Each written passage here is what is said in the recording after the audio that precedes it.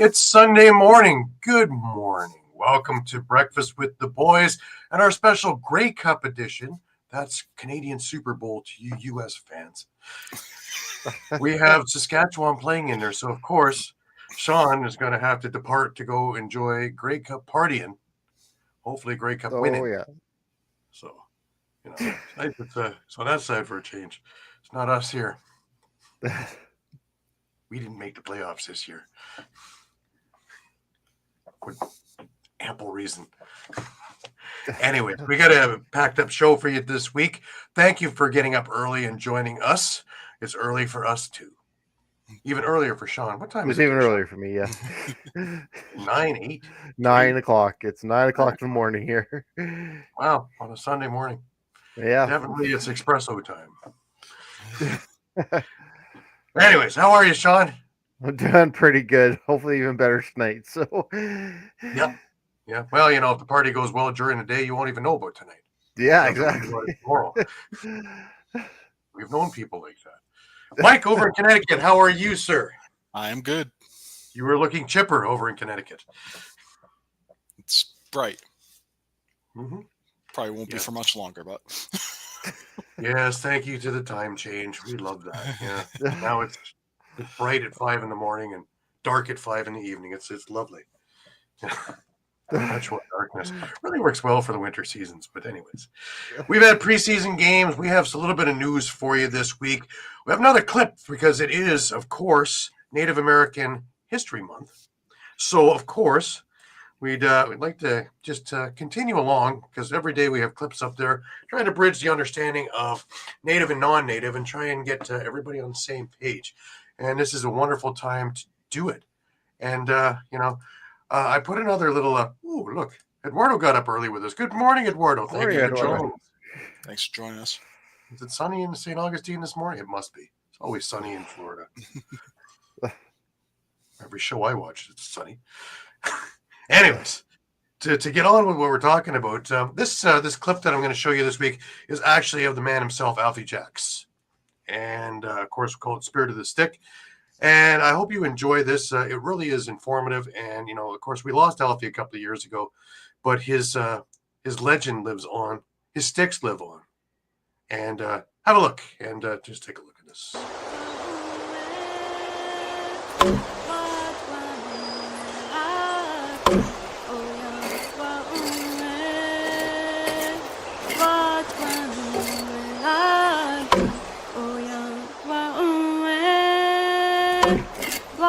Everybody who plays lacrosse should know where the game came from.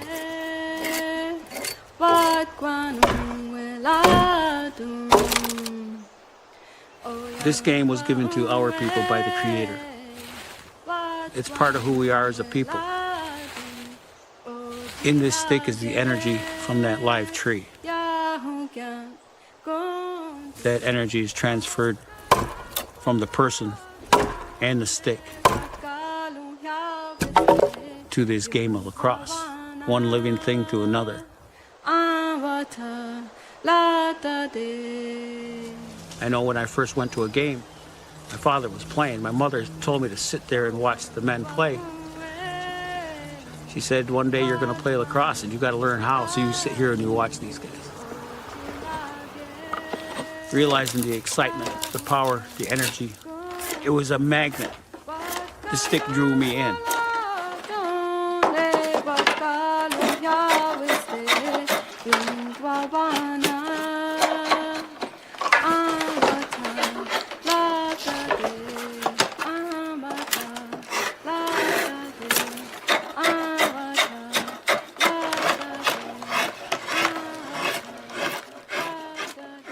Most stick makers don't last as long as I have. And I don't know how long I'm going to last.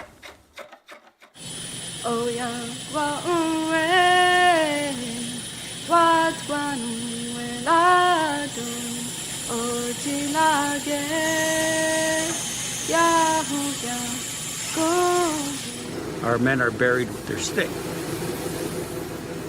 You're not buried with a plastic stick. You're buried with a wooden stick. We play our traditional game with wooden sticks only. And you got to have the stick to play the game. You got to have a wooden stick to be buried with. So somebody always has to make sticks. Winter, summer, fall, spring, I make a stick. I love making the stick, every one of them. It took me 50 years to get to this point. I changed this, I changed that, I refined things, and they got even better.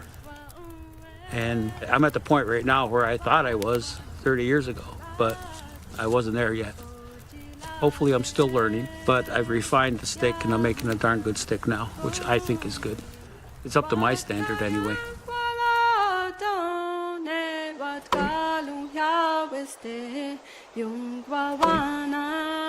Yeah, my name is Alfred Jock. I'm an Onondaga Turtle Clan. I'm a lacrosse stick maker. This is what I make.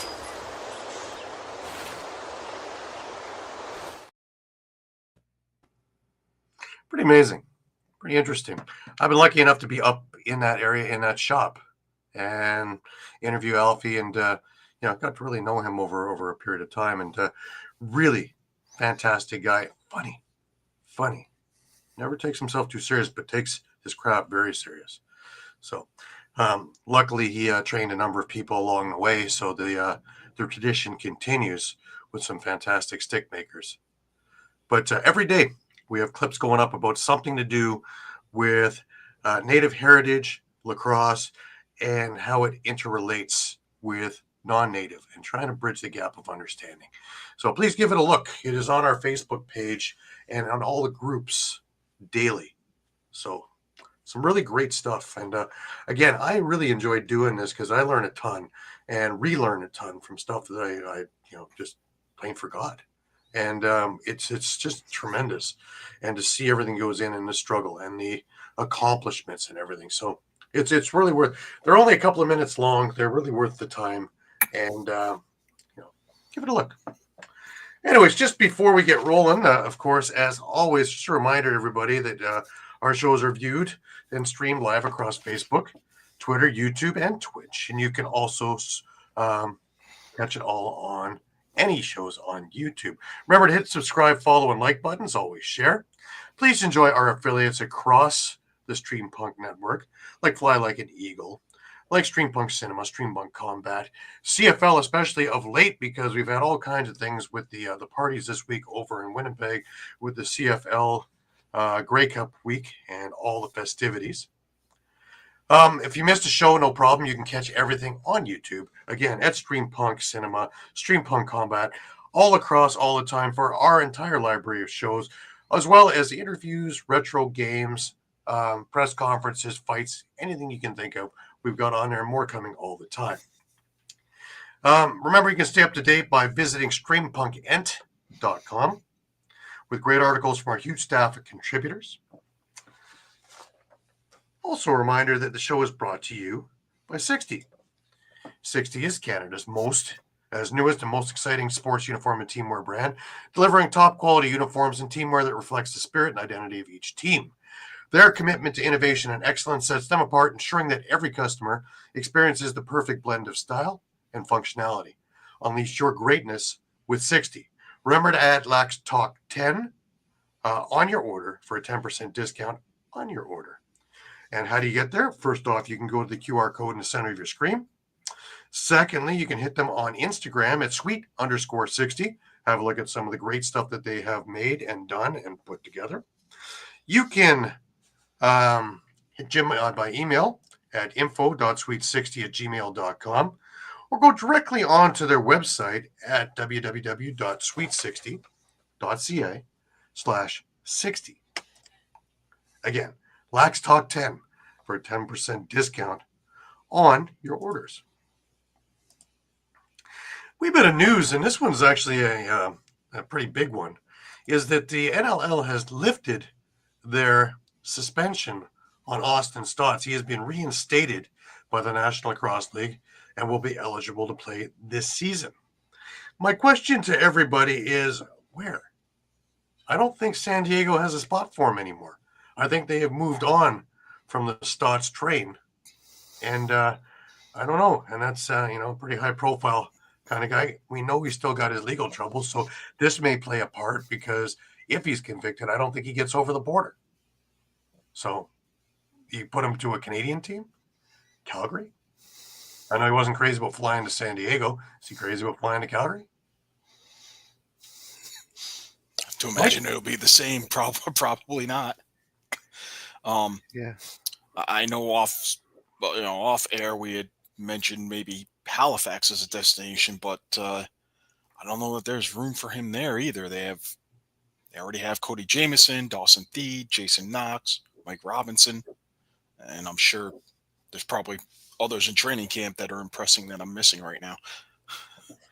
You look at it this way too, and we've talked about this before, and Brady Kiernan had brought it up on the show, is once you're out, it is really difficult to get back in because there's so much young talent coming in, and we don't have enough homes for them to play.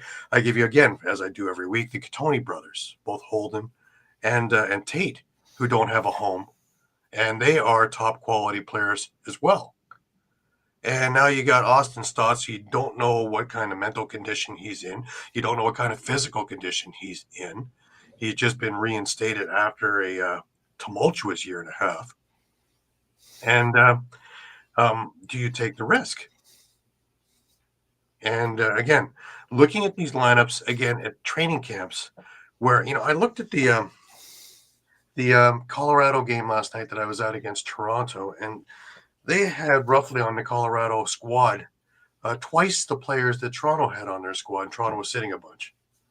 Just to view these guys to see whether they can make the squad or not. And they literally almost put on an entirely different team at the half.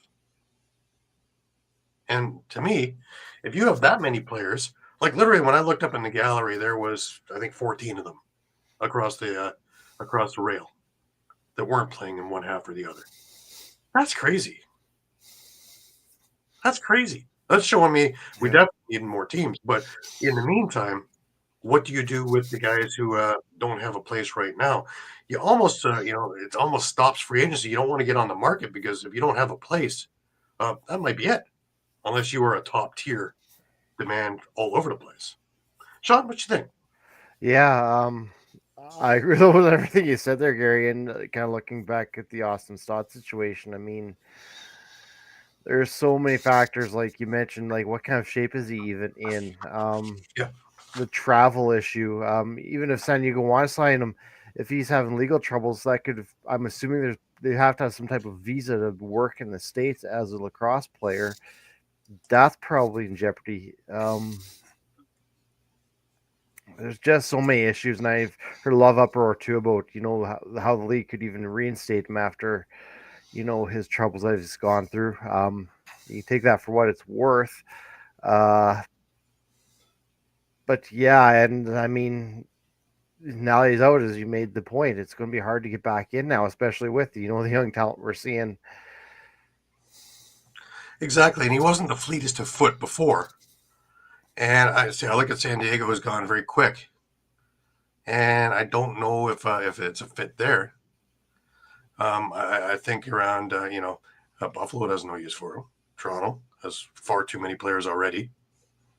Saskatchewan has no use. No. Vancouver, Las Vegas, no use. Georgia,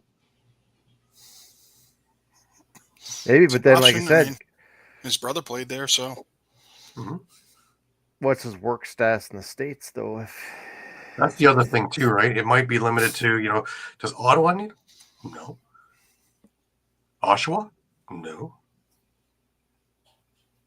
We talked about Halifax already. No.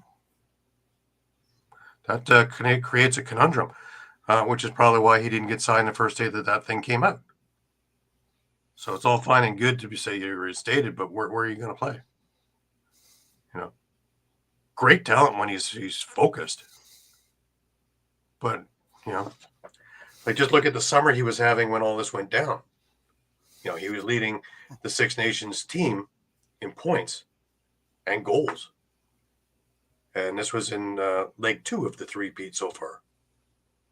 So he was having a great summer. But as far as the juice worth the squeeze, right? Like, great player, but when his head isn't on straight, he is a real headache. Is he a distraction for your dressing room? Yeah. Or is he, something that would help? I don't know. anyways, that's one we'll be keeping an eye on, especially because it's just curious. So let's see where that winds up.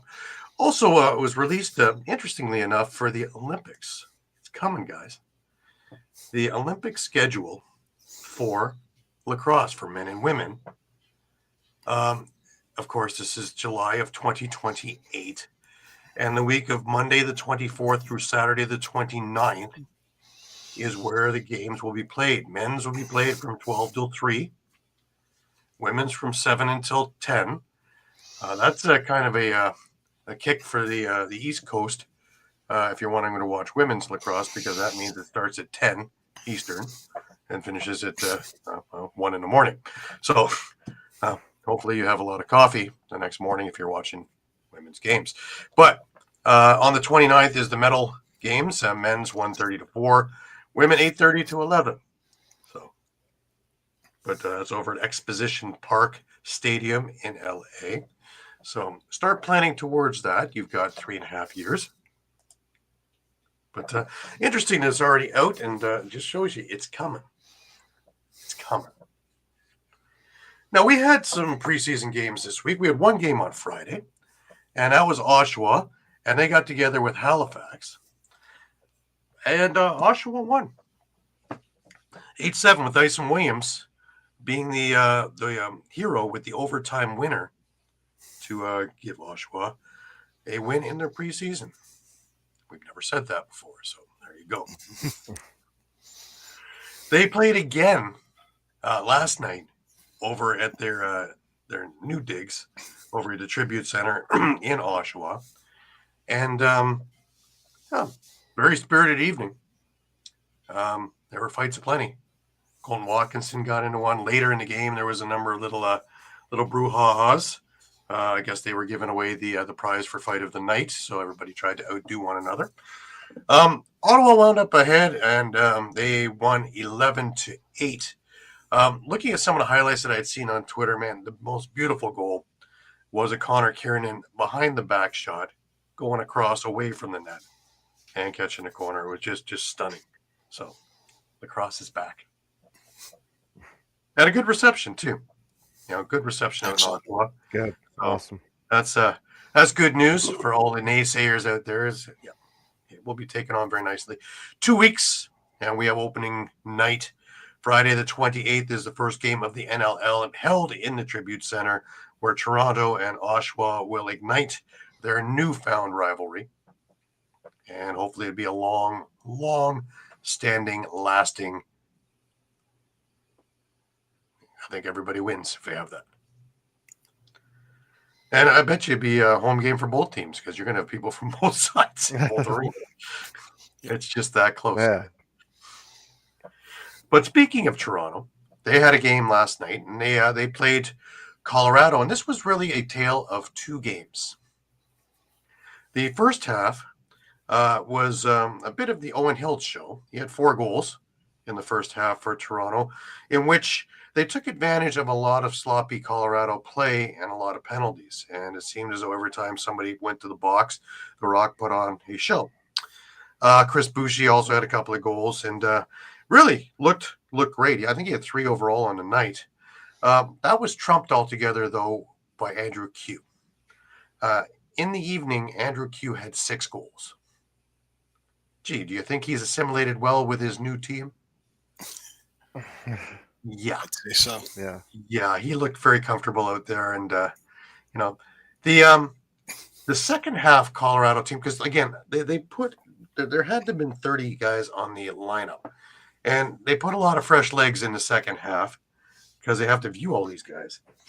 And throwing a different lineup out there, and also throwing Caleb Martin played in net in the first half, but Nate Whittam played in the second half, and he was downright unbeatable in the second half. Again, Toronto was up 8-4. With 4 minutes to go, Colorado was up 10-8. And the Rock scored a couple of late goals to tie it up in the last dying seconds, sending this game to overtime, in which Colorado scored 20 seconds in overtime to win this 11-10. Really, that doesn't mean much, but there were a lot of positives that I could see from this Rock squad. Number one, Mark Matthews looks good. He was setting strong picks. He looked very interested in what he was doing. He looks like Mark Matthews of old, revigorated, rejuvenated, and healthy. CJ Kurz looked comfortable. He's learning how to make space for himself because, unlike Field, he's not going to be able to get his arms extended unless he makes that room. And he had one beautiful goal in this game, but he's learning how to make space in tight checking situations, and he's getting it. And he fits along with the group. Watching Josh Dawick, more of a facilitator kind of a role than he was last year with all the new talent that's in there. Seeing him and Chris Boucher work together is magic. And again, they connected for one of those Chris Boucher dive from behind the net goals that was just masterful. And it's a Mark Matthews set it up to Josh Dawick in the corner, and he finds Boucher behind the net, and away you go. And it's tic-tac-toe in this fast, and it's done. Interestingly enough, Colorado dressed 2 goalies, and none of them were named Dylan Ward. He was on the roster, but none of them were named him that were in uniform. Interesting to see Aaron Woods with Colorado. I think a little adjustment. It's good to see Nate Woods with him, another Gale that's trying to hang on there and looked pretty good. Had a goal in the first half. But overall, I'd say that the Rock looked pretty good. Guys like Elijah Gash, they weren't in the lineup. Some other guys just getting some reps and moving along there. So, do I think that this is the lineup? No. But it's close. It's close.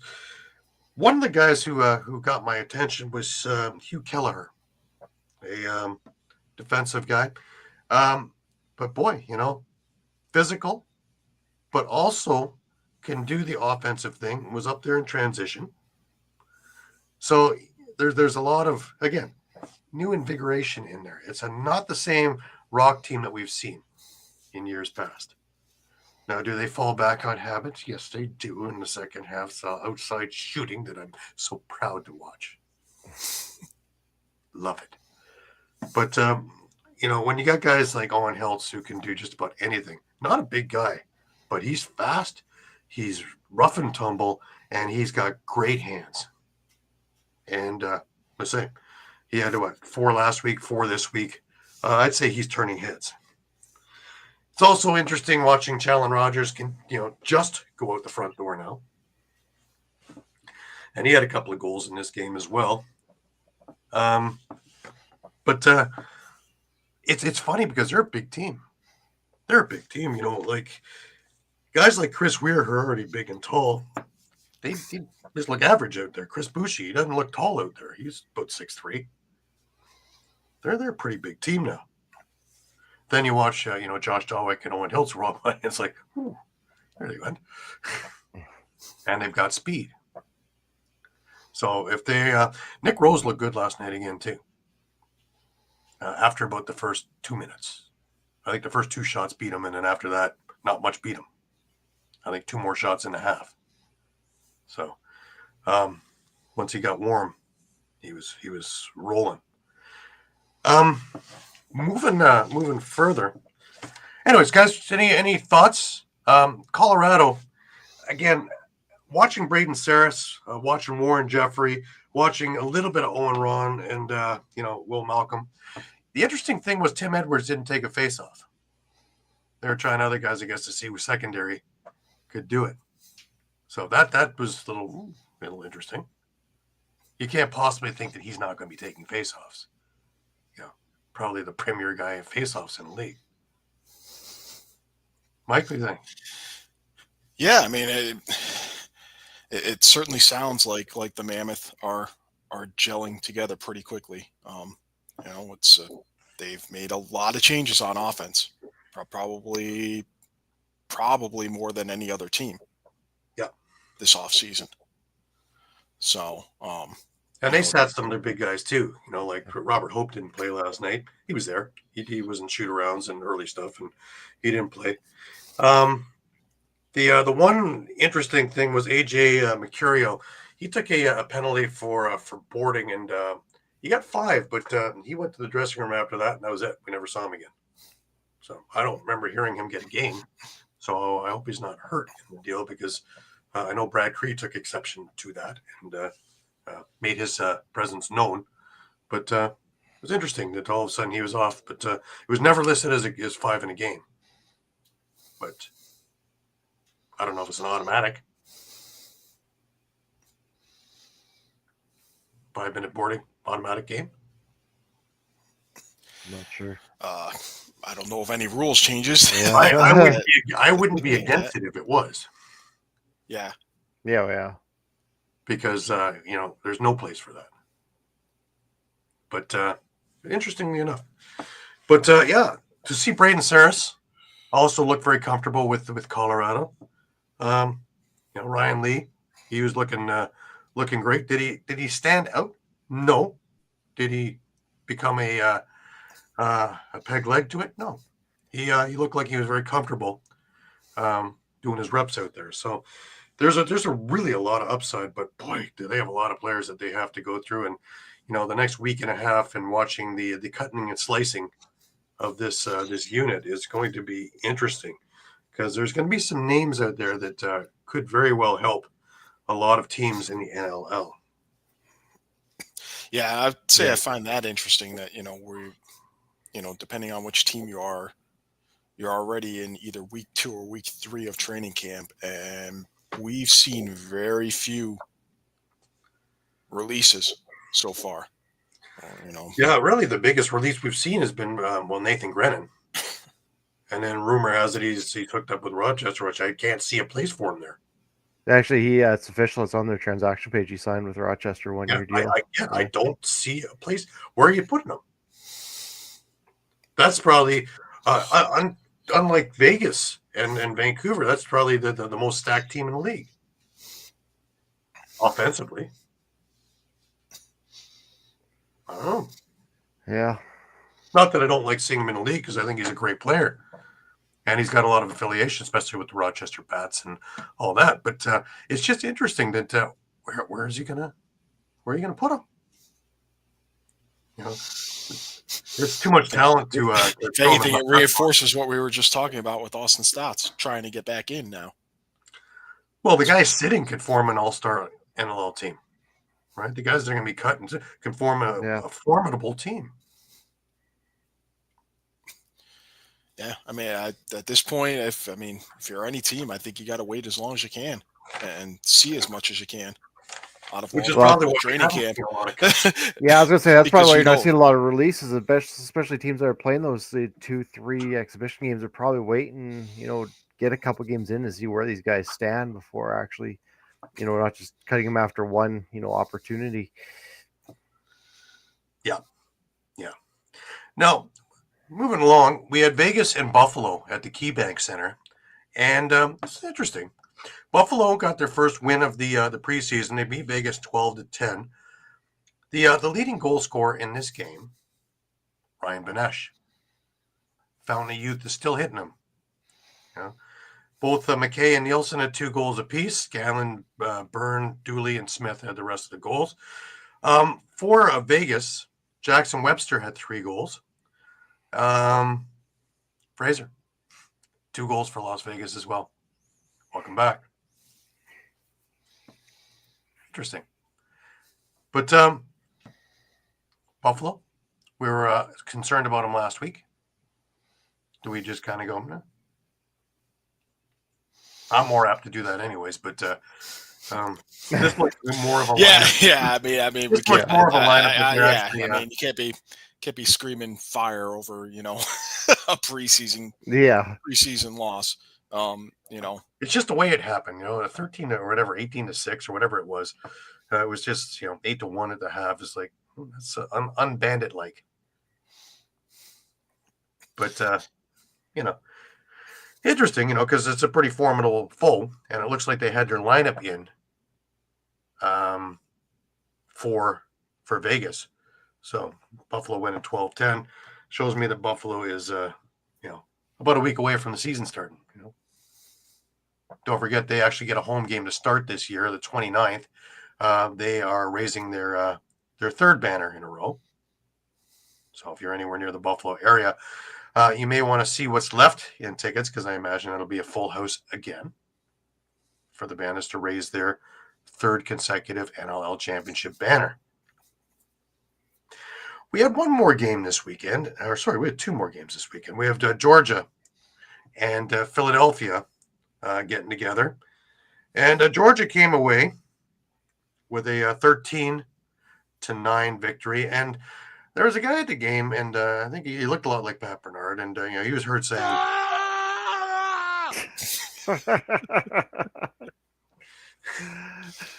"Sorry, Pat." But yeah, But Philadelphia, they made a little bit of noise to try and bolster up. And are they just getting accustomed to one another, you think, or are they in for a long year? Mike? I'm going to say accustomed to one another right now, because there are, there's a fair amount of new signings. Draft picks are trying out. I mean, we've already discussed at length, how many needs they have. A lot of which could be filled up. I like the fact that they were finally able to get Pat Foley signed to a contract. He was on their protected player list last year from Panther City. So that'll be a boost to their transition, I think. And he can take spot faceoffs. That's going to be big, because since Baptiste left, they haven't had one. They've tried a bunch. Yeah. They haven't had anybody to do that. But who gets the starting goalie job? Both goalies had great summers. In fact, they faced off against each other in the Prezi finals. And Demuth won the MVP. I think you would have to give Demuth just because he has a little more experience. But yeah, I agree with that. I'm not sure about that. See, is it time? Is it that time yet? Does Deacon have enough behind him now after last season? My question is, does Demuth make it to the end of the season before he's replaced by Deacon? Mm-hmm. I think Demuth's going to start the season. I don't know if he's going to finish it as the starter. Right. Interesting. That's one of the questions that I have. There's a number of questions that I have about the Philadelphia team, and have they addressed everything that they need? They were addressing what they needed, and then of course, with Mitch Jones going, that left a big hole. Brian Cameron will be able to fit some of that, but that's a lot of quarterback facilitating as well as scoring that you've lost in that process. Yeah, and they've placed Blaze Reardon and Evan Messenger on the pup list too, so that hurts. Yeah, and I think isn't Domini still on the pup list? I think. He might be. He might be. I haven't seen anything about him at all. But the other one is that they have Mitch Desnew on the holdout list, because just his work schedule doesn't allow him to do this for them, but also it limits where he can go. And I don't know, because the two places that really stand out where he can go is Toronto and Buffalo. He's already been both places once. That's right. Yeah. That's right. Both teams are stacked with defense and transition. I mean, don't know. Rochester gets part of that next. If that's the case, then why not deal him? If it's not going to work out and you're in the middle of trying to get pieces to rebuild, or whatever, whether it's just if you've shifted your goals, given what happened last season, to, hey, look, we just want to be a 500 team, but a 500 team could make the playoffs and has. I think you need to move on from whatever's not going to add value to you this year. But Mitch Desnu has value. This is a former Yeah. defensive player of the year, and you could get a decent return for him. Right. But to Gary's point, who do you deal him to? Because Toronto doesn't need him, so you're probably not going to get a decent return for him. Buffalo doesn't need him, so you're probably not going to get a decent return for him. Rochester doesn't need him, so you're not going to get a decent return for him. And any team that he's not going to play for, they're not going to be willing to give up too much for him. So who do you deal? I mean, I guess I'm just looking at it as, all those teams are stacked, so they have assets that they could, where maybe they're not, maybe they're giving away one of their top 5 defenders, but Philly's also giving away one of their top 5 defenders. Right, but you're not going to give away somebody younger to get somebody older. Yeah. Dave, thank you for tuning in. Really appreciate it. Dave, I know how crazy a Sunday can be for you, even though you guys aren't playing until tomorrow. But yeah, there's a number of things. Vegas made a couple of interesting moves. They released Gagliardi, Sturos, Max Wayne, as well as Ronan Push from their active roster. All have NLL experience, and I haven't seen anybody leap to go grab any of them, which is part of that. This is going to be interesting into the first couple of weeks of the season. I guess the only other thing I would ask is if you can't get a similar player for Desnu, what's he worth as far as draft capital? Well, Philadelphia did lose their first round pick to Toronto, I think he should be at least a second round pick. And soon, like a second in 2026 or a second in 2027. Mm-hmm. Wouldn't go any farther out if you're Philly. But I think he's worth more than that. I do too, but again, it's a fit. Teams aren't going to go and change their entire chemistry to make it fit, because that's the big thing. Where does he fit? That's where I was with, Mike, you're saying we'll give up, a top 2 or 3 defensemen for him. But then you're kind of messing, like Gary said, with the locker room chemistry. And does he really fit in? It's a conundrum, really, because he's too good a player not to be playing. Yeah. And he's had the accolades of the last couple of years as well. But again, it's a one-dimensional thing, because he's not a big passer. He likes to do it himself. And, that doesn't fit with a lot of teams that are building at the moment. But again, it kind of limits with Dr. Desnu and where he's working and his shifts or whatever he's doing, where he can go and what he can do. And the teams that he can go to, all of them don't have that need. And that becomes a conundrum, interestingly enough. You don't have these problems with hockey or basketball.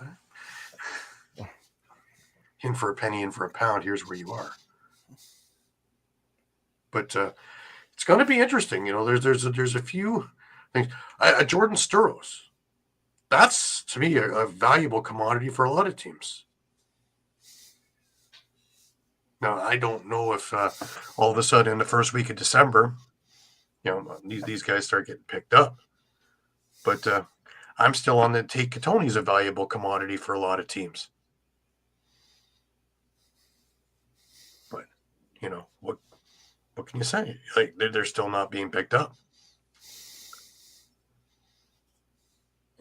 Holden Katoni. What a shot. Big body and a great shot. But, does it fit in with these teams? And we've seen, and again, a lot of these teams have, if you don't have a scorebook, it's great for program sales, because if you don't have a score sheet, you have no idea who's there anymore. Because Vancouver entirely changed. Vegas entirely changed. Toronto's in the process of completely rotating their lineup. Rochester has changed things around. The only one where you really know pretty much everybody in there is Buffalo. Saskatchewan. True. What about Georgia for holding Gattoni? He was there before, but it wasn't, I don't think, because of the travel issue. Well, the trade was done because of a travel issue. That was when they traded him for Jesse King, or traded Jesse King for him, I should say.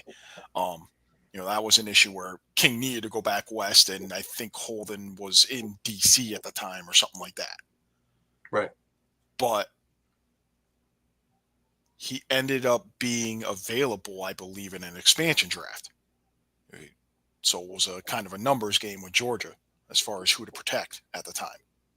And this wasn't too far removed from their 17 championship season, I believe. So. Mm-hmm.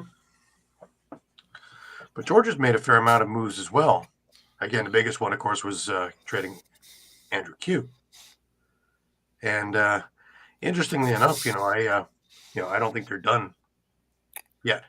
No, but remember, they're getting Connor Kelly in return. Right. So, yeah. I mean, if you're going to look just solely at the numbers, offensively, it's a slight drop off, but,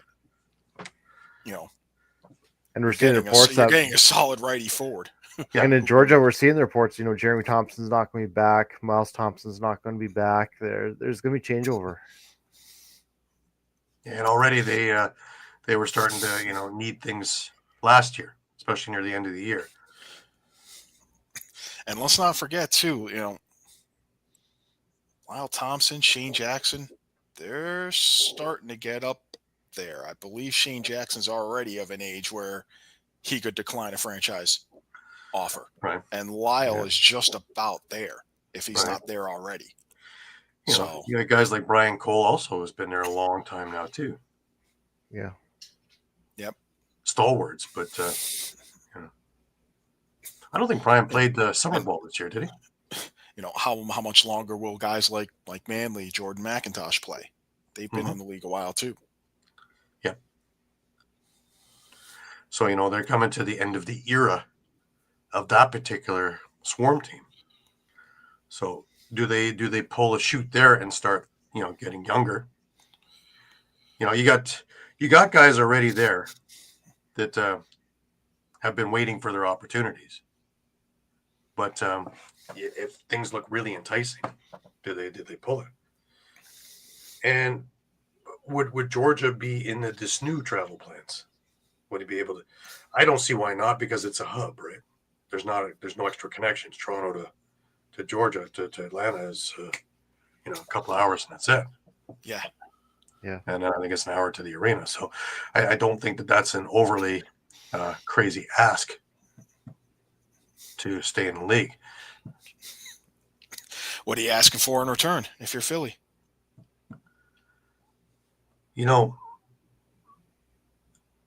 Both sides of the ball, I can see them having a need for. But Georgia also has and always has had a good amount of draft picks. Yeah, that's what I was looking at. This Philly. I mean, I wouldn't mind. You're going through. If I'm not going to have them already, if I can get myself a first round pick for next year's draft, I'm there. Yeah, he's yours. You're rebuilding in Philly anyways. Like, stock up on draft picks, build through the draft. Because they've tried to do it over. And I think I agree. I think the SNU is worth a first round pick, even as soon as next year. Yeah. I mean, any GM is probably going to, snap up at that one. They're going to try to dangle a, they're going to try to dangle a. Well, wait, I have my years wrong. So, let me ask this. Okay. John Arlotta, I'm calling you up. Okay, hey. Paul Day, I'd like to get Mitch to SNU. I'm offering you a first rounder next year. That's 26. Are you taking it? Are you pulling the trigger on that deal? Yes, I am. Okay. Yeah. What if I say I'm offering a first rounder in 27? Because isn't that the draft? No, I think it's this upcoming one. Is it next year? This is the draft. Okay, so it's not 2 years. I was going to say, if you throw in like a second or third rounder rounder next year and a first rounder in 27, then maybe. But I'm thinking you're over asking though. I don't think the SNU is that. Yeah. Yeah, he has won the award. Yeah, I mean, But he was also on I'm a very, waffling on very him being strong worth defensive team. two high draft picks, but I was looking at a first rounder for next year versus the following year. Yeah, if it's the following Is year, there then I going to think you need be? another draft pick, and I I think you would need take a first and a a third then. later. I would take the Yeah. first next year and maybe a third round pick in the next draft. Because there'll still be people there in the third round, but I wouldn't go any further back than that. If I get a first and a second, that'd be great, but I don't think that they're going to offer that. But if I could get a first and something, he's yours. He's yours. You go sign him in a heartbeat, because then we're moving forward. Because remember, Philadelphia again, they lost that first round pick. Right, this time around. Who's Toronto's first round pick from next year? Hang on, I'm going to try to find that out here real quick. Vegas, Philadelphia were this year's. There's one, Calgary, I guess. I guess that's Calgary's first round pick.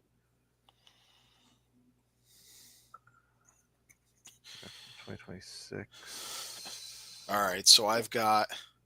But Calgary is going to wind up in a conundrum also now, because they have no great draft picks, and they are still rebuilding. So Georgia has 2 first round picks. Philadelphia does have a first round pick next year. Halifax has 3 first round picks. Toronto has a pick. Colorado has a pick. Vegas, Ottawa, Vancouver, Rochester, San Diego, Saskatchewan, Calgary. Now here's my question in Toronto though. Do they take that first round pick and scoop a goalie? And it's not to knock any goalies in Toronto. Don't get me wrong, and don't get my messages backwards. Rose is still looking great. Holochuk, I don't think is a starting goalie. I think he had his chance last year. He didn't look that great, and he hasn't overly wowed me in the preseason. He's a solid number 2. Rose is starting to get up there in age. Do they pull the trigger and find that goalie with a first round pick and take care of that, since they took care of their offensive problems or changeovers this past draft? And they already are stacked with defense out the wazoo. Is that the next thing that Jamie should be looking at with his first round pick? To me, it makes sense. And there'll be a couple of really good goalies up for grabs in this deep, deep draft.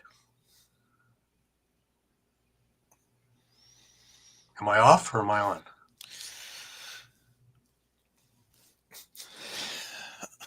I'd say you're on, but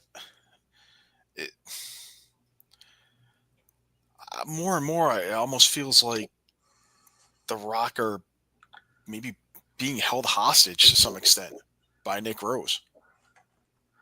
Well, even if they draft, I mean, and I don't mean that. I don't mean that in the same way. I mean, like Buffalo, being kind of at Matt Vince's mercy, because that's a different situation. It's your 3-peat. You have a chance to 4-peat for only the second time ever in history, and look, actually, Gary might be onto something here, because if you're going to draft a goalie, crazy it might sound, you could potentially trade down, because goalies don't tend to go, second overall. So you could get some pieces out of that and trade down to get your goalie.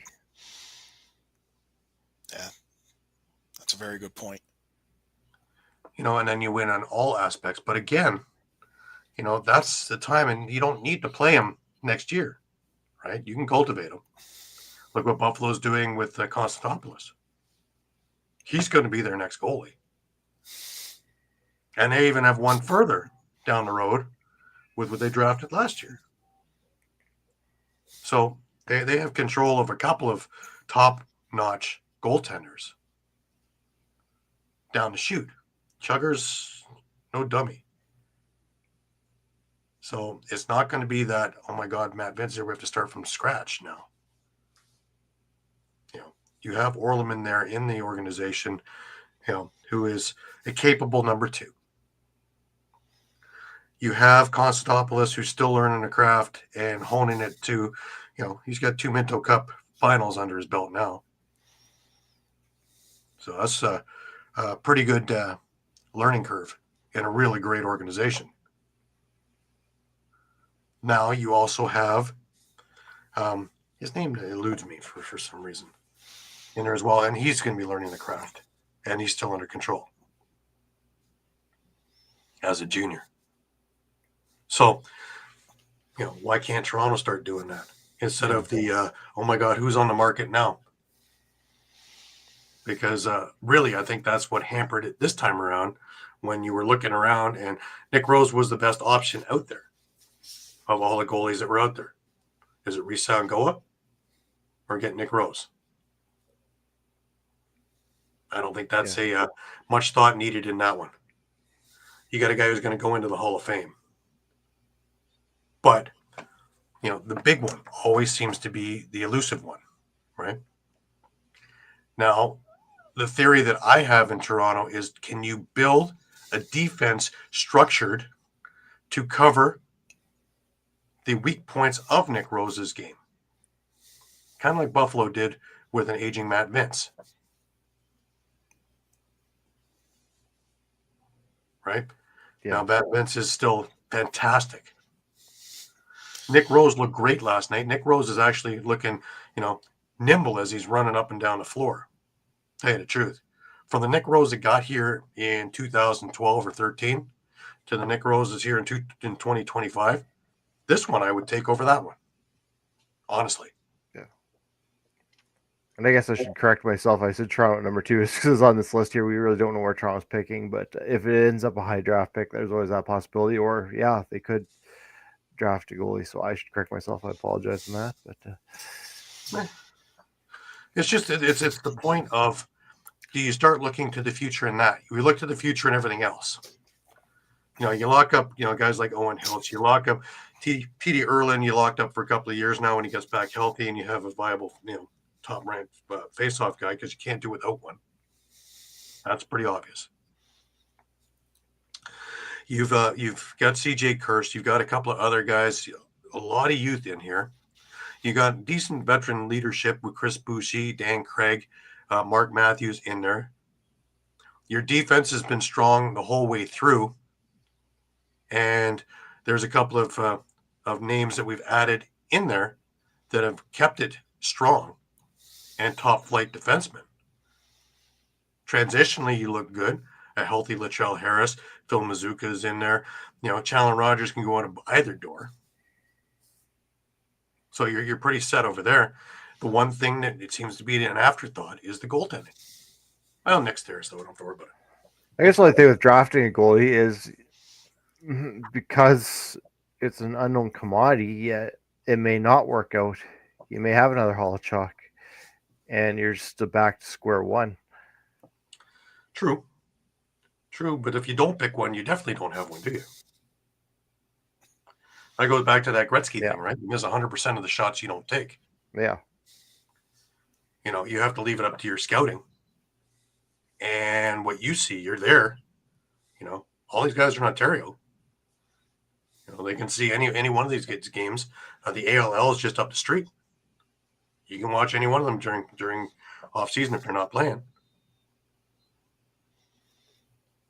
I don't. It's not like it was 30 years ago where you're kind of hoping that someone gives you a report and that they're accurate. You can watch tape for hours on anybody you want. And you can have scouts fill out reports galore on anyone you want for as long as you want and as far back as you want. You can get their house league stuff if you really want. So it's not going blind and saying, I heard some great things about him. I'm going to put the farm up. No. You actually have, binders of things. Yeah. Drives full of information and clips and, all kinds of things. As well as, again, unlike other sports, lacrosse is a very, very tight-knit group. And I'm sure that somebody here worked for this one, who worked with him, who also worked with them, who had a goalie coach over there. And, everybody is tied in with one another.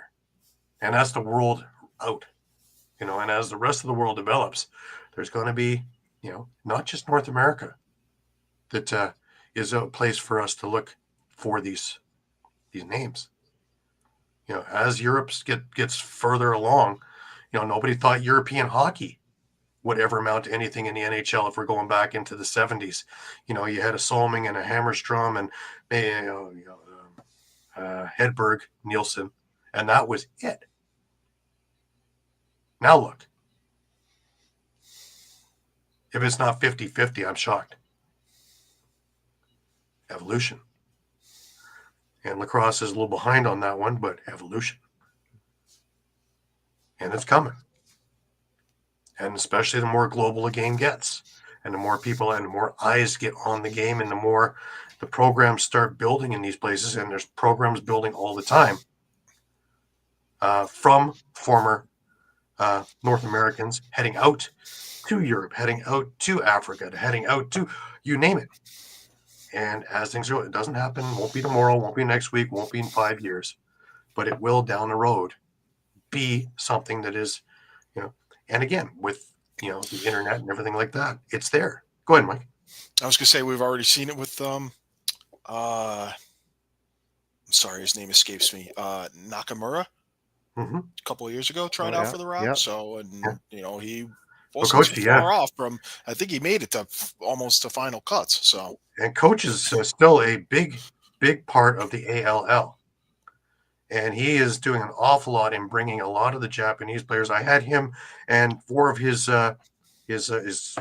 cronies, 4 of his students, 4 of his colleagues on a show with Frank, and I interviewed them and discussed a whole mess of things that they were doing and what they're doing and how they're doing it. And, that's just the start of it. It only takes one, right? Yep.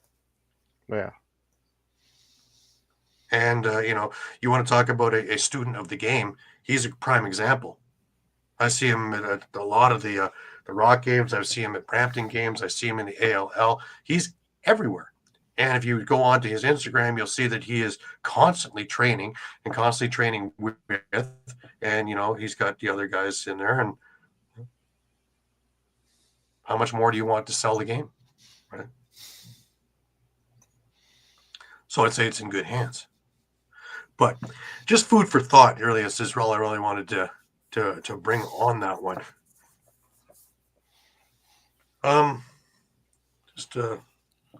We had one more game on the weekend, and that was San Diego and Vancouver got together, and San Diego, we have a whooping to Vancouver. A little bit of a shock in that one. 17-11 was the final there. Clarence had a hat trick for Vancouver.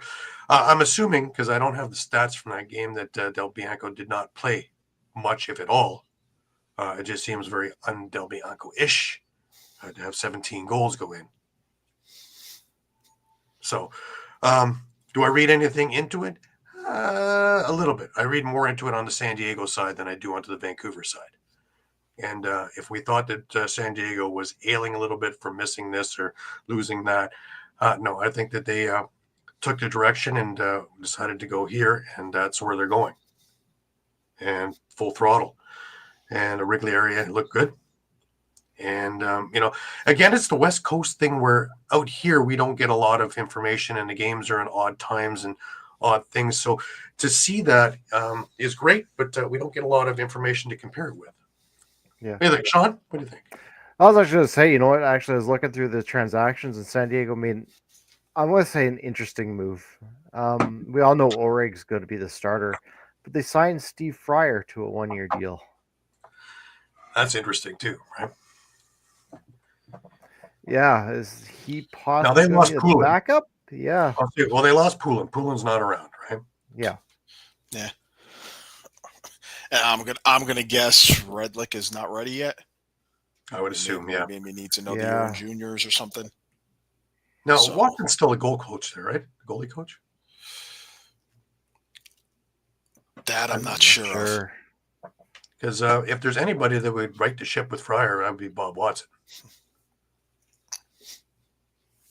But it's nice to see that the Fryer still in and around. Interesting enough, again, you got Goa who's out there too, as well as a few others. But interesting move.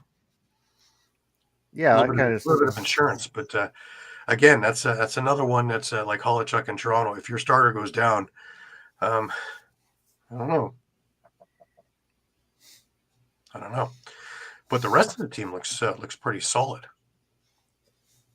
and be interesting to see. I say one more week to training camp. A couple of teams are already done, and just have to get their final rosters together. But next weekend in Toronto, it's Philadelphia and the Rock going head to head. Be interesting. I will be at that one. I'm really curious to see how, less than a week out from the start of the season, what Philadelphia has and how they're going to manage that. Because there's been times when they look great and there's times when they look like they're lost. So I'm really hoping that they're the needle's more to the great side now. Just for everybody in Philly, they deserve it. And the team on paper, this is a conundrum because on paper, for the last couple of years, we've been talking about it, is that this team is decent. It just doesn't gel. It doesn't click. And then injuries kill them too, right? Losing Scott Dominey, he's a big part of it. On defense, he can beat you back to the ball and transition. Nobody's catching him. It's Flash. Yeah. Now, it's been a couple of years. Is he still Flash? Well, remain and see, right? Yep. Because Capito, after his injuries, hadn't been the same, right? In fact, he spent more time in the summer coaching than he did playing. So I don't know, but at least for a number of things. Now I know Sean's got Grey Cup parties to attend and celebrations, and all of Saskatchewan has already painted the entire thing. If you look at the map, the entire thing is green now. Green now, yep. Like it wasn't green before. But they painted the snow green, so it's all good. It's all good. It's green and white, Gary, so the stole work in there. I mean, it does work, doesn't it? Yeah. But we wish the riders all the best. I personally have a little bit of a stake in there. Doesn't have to be a big win; it just has to be a win. Daddy needs a new pair of shoes. But that'll be the excitement in Canada this evening. 6:00 Eastern, if you are near a television set. If you got your satellites working in the US, TSN. As I see, we got Mike on board, so we got the American on here. But if I can find it, you guys can find it. Don't worry. Yeah. You want to get a break from that NFL stuff, we'll watch the Canadian game for a bit. And all the hubbub of the Super Bowl of Canadian football. Almost said Canadian lacrosse. Got to get that. But just a reminder to everybody, we are on Facebook. We are on Instagram. We are on Twitter. We are on Thread. We are on YouTube, as well as on www.streampunkentertainment.com. We are your one-stop shop. We are your Costco of lacrosse. Anything that you need to know, we can get to you, as well as doing Native American History Month every day for the rest of the month as well. Lots going on. We will have all your transactions for you as they're coming, because the cuts are coming in the next 7 to 10 days. Season's only 12 days away. 3 weeks ago we wouldn't even know if we had a season, so pretty good. That brings us over to final thoughts. Sean, let's start with you with your Grey Cup team there. Yeah. No, really looking forward to it. And, I know Saskatchewan, the Rush have one more preseason game. It'll be interesting to see whether they play some younger guys to see who's going to fit, or whether they actually kind of go with their lineup as they prep to start the season. This will be interesting to see how that turns out. And other than that, go Riders. Mike, last words to you. Yeah, I think I'll echo Sean. I mean, it could be interesting to see who makes the cut and who doesn't. And, what's Philly going to do with Mitch DeSnew, and what's Toronto going to do if there's a goalie issue? Right. I have it at we saw how quickly Nathan Grennan got snapped up as soon as he got cut from Toronto. So I'm curious to see as the cuts come down in the next maybe not as much this week, but the following week heading into week 1 of the season, and seeing who lands where, and seeing if some of the pieces that haven't had camps will be tried and put in, or do they wait for the ALL season to start and have them get their reps there, and then see if they fit in and are good, because that's coming up too. ALL is only a couple of weeks away as well. They had their draft yesterday. Busy weekend here. ALL draft yesterday. The Senior B AGM is today out in Brampton, and so a number of things going on. There are some changes coming there as well. I think nothing has been concrete yet, but everything that I've been talking with and hearing, as there's some things going on in Lacrosse Canada, some things are going on, and a number of things going on here. So this is the time when all of that gets set in stone for 4 or 5 months from now. But anyways, good luck to both the Riders and the Owls. Go Riders! But anyway, until we meet again next week. Next week we're back to our regular time at 8 p.m. Sunday night. Tell one, tell all, tell your friends, tell your coworkers, tell everybody that the Lacrosse Show is on next Sunday night at 8 p.m. right here. Until we meet again, remember, keep your sticks high, keep your spirits higher, and have a great week. And we will catch up with you next Sunday at 8 o'clock.